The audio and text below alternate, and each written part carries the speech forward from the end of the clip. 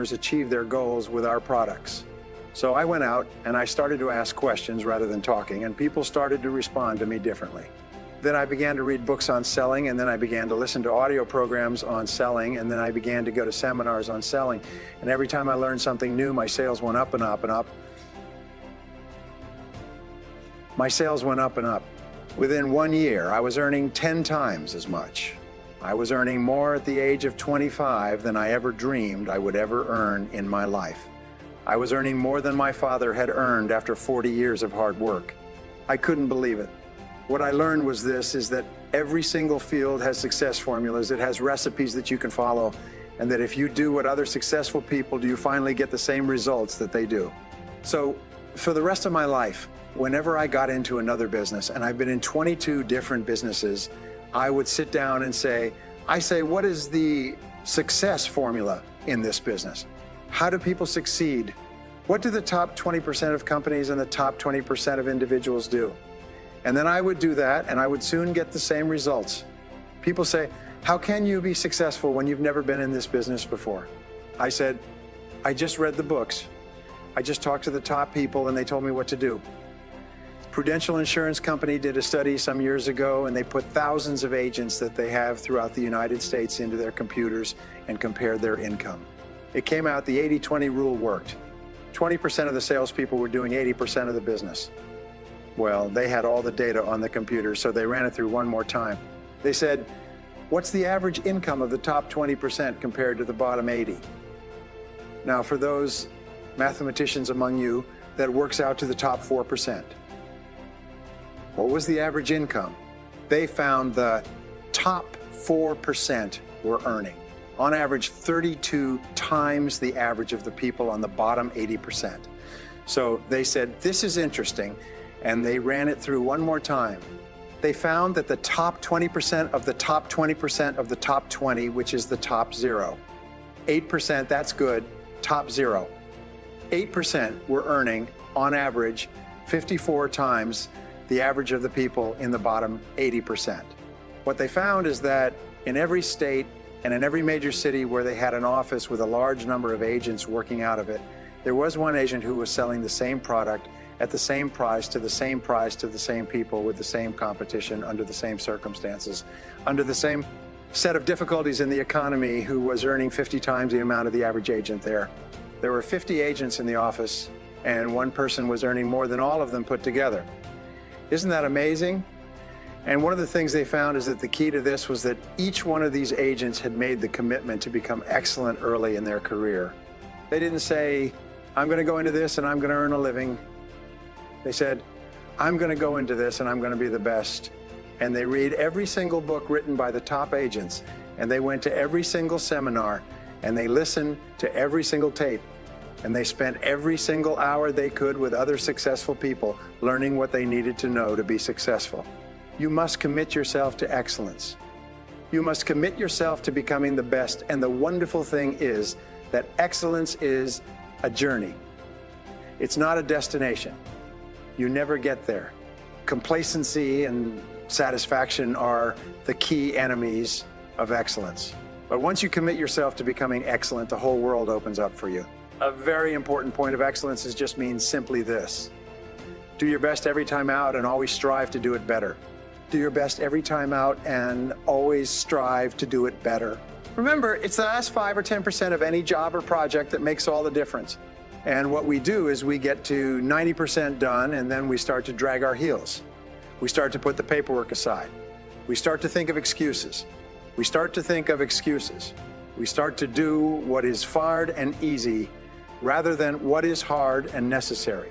A second point with regard to excellence is this: if you are not excellent in your field, you don't go anywhere. You're locked in place. I had a young man come up to me at an employment seminar not long ago, and he said, there's no opportunities in sales. I just got laid off. And I said, young man, if you were good in your field, you would not have been laid off, because good salespeople are the rarest people in our society. And he just said, well, I said, have you ever studied sales? He said, well, I don't need to study sales. I said, why not? He says, well, I just do what comes naturally. I said, I rest my case. Selling is an art. Selling today is a profession. Selling is a science.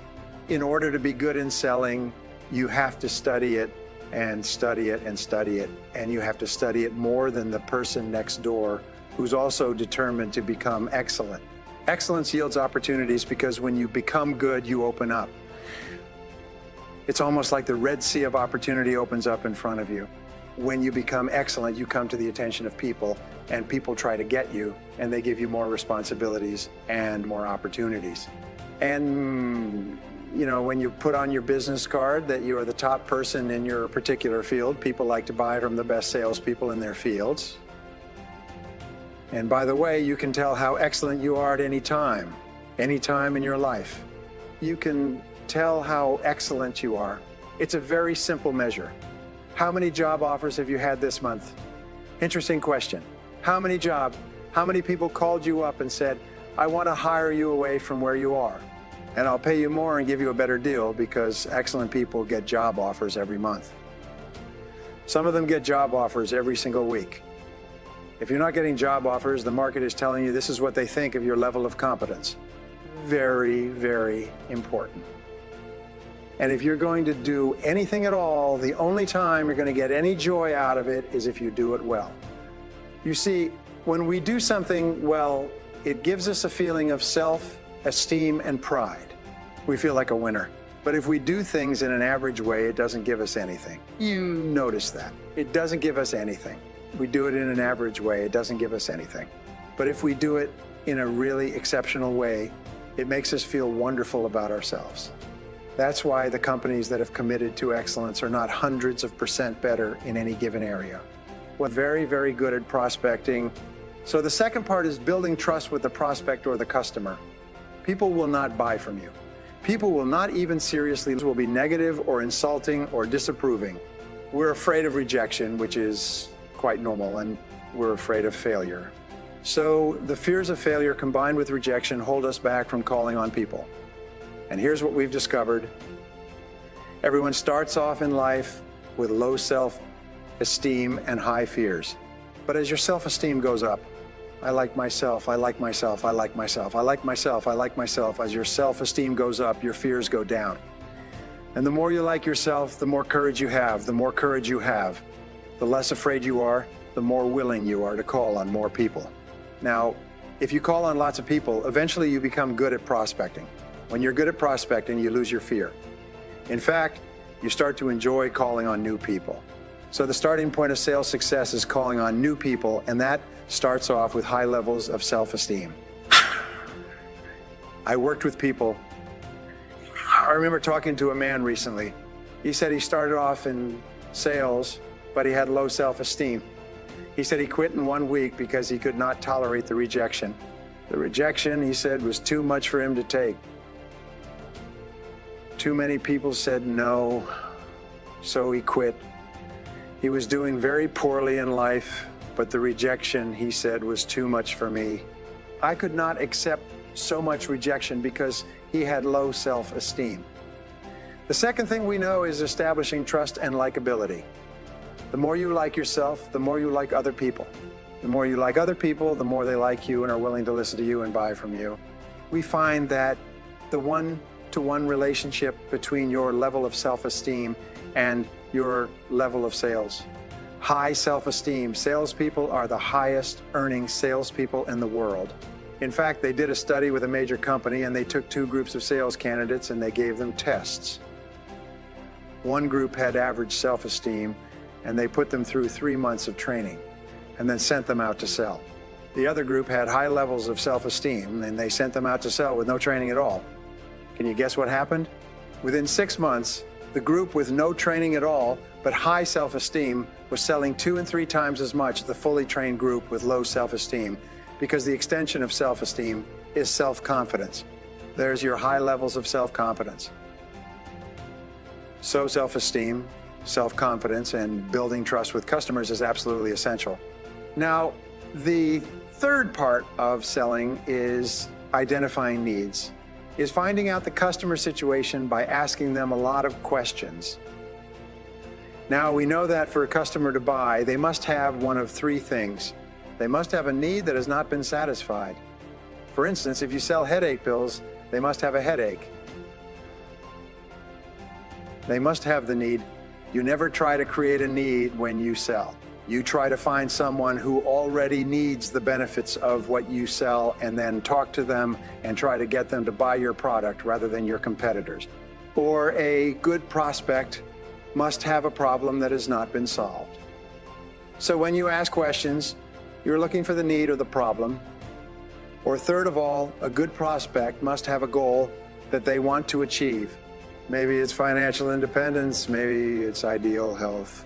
They must have a goal that they want to achieve, and your job is to show them how your product or service will help them to achieve that goal. So in the third phase of selling, what you do is you ask a lot of questions to find out how you can help this person to satisfy a need or solve a problem or achieve a goal. Now, here's an interesting discovery based on 25 years of research and tens of millions of dollars and 55,000 interviews and videotaped sales conversations between salespeople and customers. What we found is this: if you sell out of sequence, you kill the sale. And this is a real eye-opener for me. Most people have never seen this research. It cost millions of dollars, and it was paid for by several large companies who are trying to find ways to sell more effectively. What we found is that there is a logical buying process that a customer goes through. Therefore, you have to get your selling process so that it dovetails or fits with a buying process. If you do that, the sale comes out every time. Top salespeople can sell to 4 out of 5 people that they talk to. Poor salespeople can maybe sell to 1 out of 10 or 1 out of 10 or 1 out of 20, which is why salespeople who are well skilled are some of the highest paid people in our society. So what I learned is you can never talk about your product or service. Always predict growth, and suddenly you will be right most of the time. Everybody in sales should be an expert on behavioral psychology. Whenever I hear a person say, "Well, I don't need to study that," I do what comes naturally. The person is saying, "I'm determined to be a failure for the rest of my life, and I'm announcing it to anybody who will listen." Because sales is so precise, the ability to communicate and to persuade and influence other people is such a complex field. Some psychologists study it all of their lives. If you become excellent in it, you can write your own ticket. Almost all entrepreneurial fortunes, people who start with nothing and become billionaires, do it because they're good salespeople. They're good at convincing others. They get excited about their ideas, but they have the skills to be able to persuade other people to go along with them. Think like a customer. The very best companies think like a customer. What do customers want? What do customers need? And the key to success is to make your customers happy and then make them happier than your competitors. And then every single day wake up and think, how can I make my customers happier? And they went and interviewed the CEOs of 4 of the 500 fastest growing companies, and every one of them was obsessed with customers. They thought about customers, they talked about them, they visited customers, they called customers, and they went and saw customers, and they went and saw customers. They personally responded to customer complaints. They were just obsessed with it.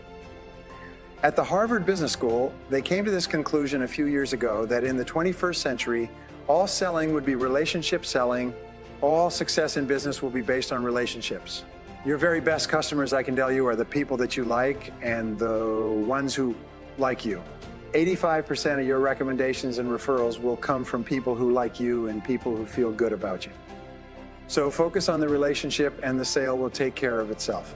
If you aim at the sale or you think too much about the sale, what will happen is you will have neither the relationship